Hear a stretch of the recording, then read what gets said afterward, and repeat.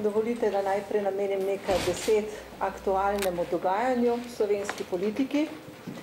Po julijskem dogovoru, da prestavimo odločanje o nekaterih pomembnih zadevah na jesen, sem pričakovala, da bodo delovne skupine, ki so se ukvarjale tako sanacijo bank, kot zakon o državnem holdingu, kot o zlatem pravilu, da bodo te skupine res našle ustrezne in strokovne odgovore na vsa ta zapletena vprašanja.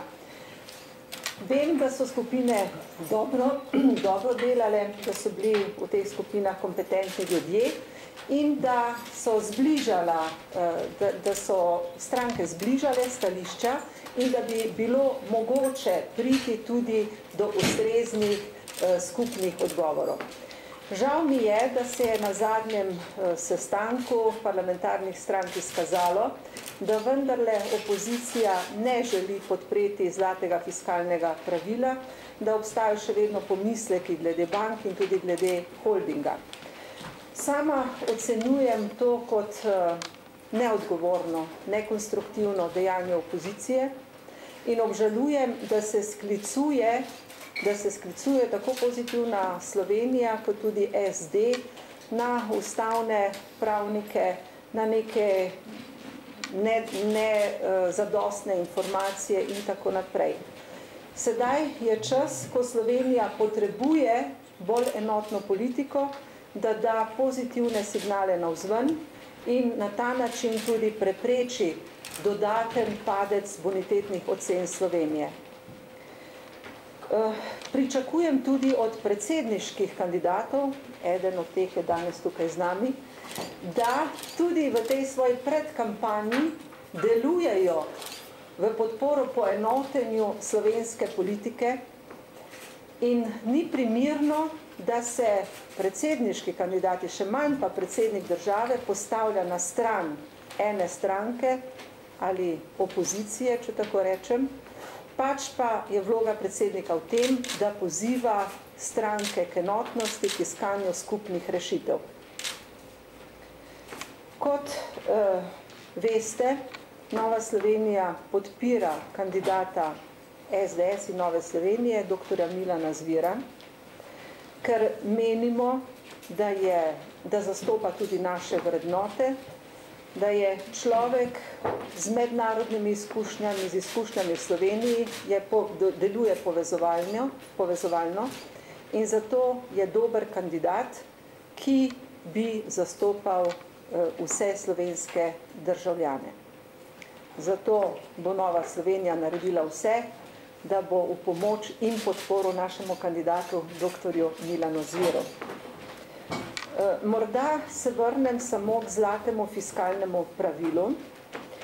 V Novi Sloveniji smo prepričani, da je to potrebno zapisati v ustavo, ne zato, ker tako menijo pravniki, pač pa je to politična odločitev, ki bi dala zelo močan signal vsem tistim, ki nam posojajo denar, vsem tistim, ki odločajo o bonitetnih ocenah.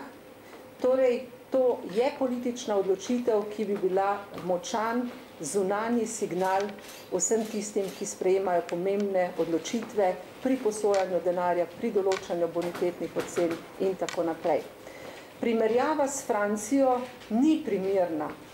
Francija ima v Evropi, v svetu povsem drugačno težo kot Slovenija in Francija tudi si pod drugačnimi pogoji sposoja denar, kot si ga Slovenija. Če pri nas obrestna mera preko 7%, jo imajo oni 1% oziroma celo negativno obrestno mero, torej oni ne potrebujejo tako močnih signalov navzven, kot jih potrebuje Slovenija. Zato primerjava med odločitvami Holanda ali pa našimi odločitvami v Sloveniji nikakor ni primerljiva.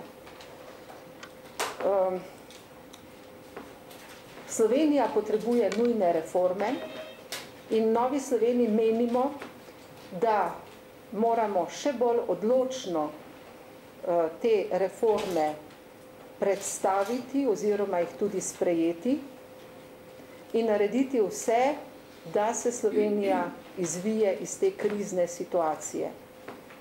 Ukolikor nam to ne bi uspelo, menim, da ni primerno, da bi podaljševali to politično krizo, ampak je treba začeti na novo. Čeprav bi politična kriza pomenila ponovni padec Slovenije in zato